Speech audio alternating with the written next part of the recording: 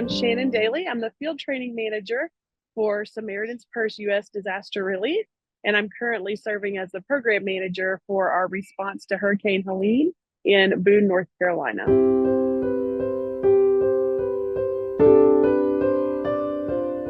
So while our headquarters is in Boone, I actually work out of our facility in Dallas, Texas. And so I work out of there. And so when this storm hit, they asked me to come here and to help manage this site.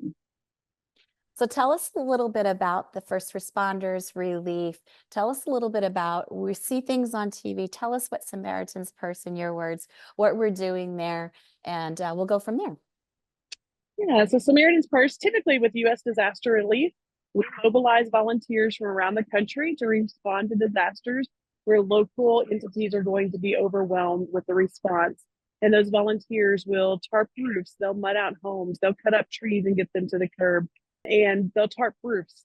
And that's generally what our volunteers do. This particular disaster with Hurricane Helene was a little different than what Samaritan's Purse normally does. While we still have volunteers, thousands of volunteers that have come through here, a little over 13,000 through just the Boone, North Carolina site, that have gone out and served and been those hands and feet of Jesus Christ across the community, the 4 surrounding counties that we're working in.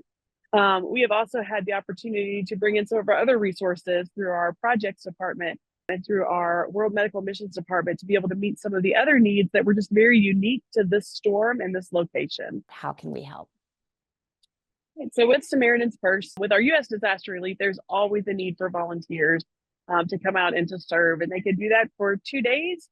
They could do it for 1 day if they're local, but for 2 days to 2 weeks or however long they could serve, and just be willing to go out and not just cut trees, not just mud out houses, but to be able to go out and really just get to know homeowners, to be able to talk with them, to support them, to just listen to them as they tell their story of their survival process, and to be able to just let them know that they're loved. And so we're always looking for volunteers to do that.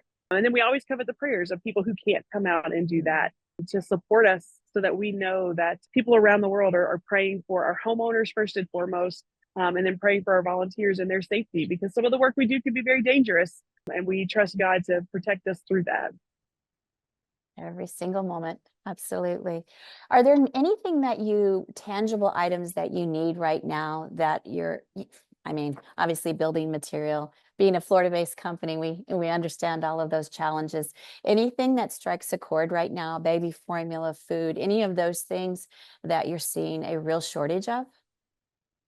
So at this particular time, Samaritan's Purse isn't accepting any general gifting kinds like that. We do have partners that do provide things like that for us, and sometimes there's a need for that. At present, what I know of, I am not aware of any of those particular needs.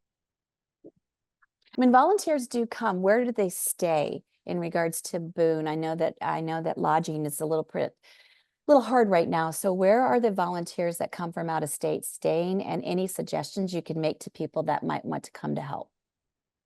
Right. So every one of our sites, if a volunteer signs up online and they fill one of our spots of what we call an overnight volunteer, they come and we sleep in the church. So we're here at Alliance Bible Fellowship in Boone, and our volunteers bring their air mattresses or their cots and all of their bedding, and we sleep in the Sunday school rooms.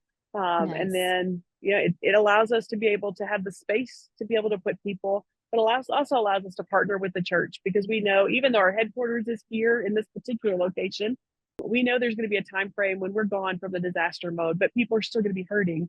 And so we partner with that local church so that they can continue to follow up and minister into the community that they live in. Well, thank you so much. I said, you know what, I'm going to reach out to Samaritan's Purse. Maybe somebody will get back with me, and that's the group I really want to speak to and I want to lead with. And so I just thank you for your time. I really do. I appreciate what you all are doing, and pray for you on a daily basis, and pray for the people in our disaster areas. So. Well, we definitely thank you for that very much. We appreciate that support. Is the best support we can possibly get. And so we thank you for that. And then thank you for getting the word out about what Samaritan's Purse is doing, and more importantly, what God is doing in these communities through the willing people who are coming to volunteer.